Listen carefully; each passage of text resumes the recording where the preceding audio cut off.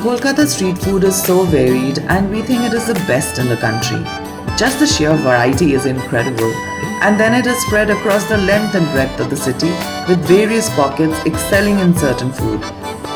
And it would be impossible to rank street food in their order of popularity.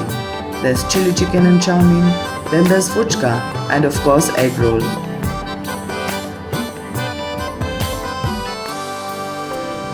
Kolkata roll itself is customizable. It could be a simple egg roll or an egg chicken roll or chicken roll, mutton roll, double chicken egg roll or double chicken roll, and so on.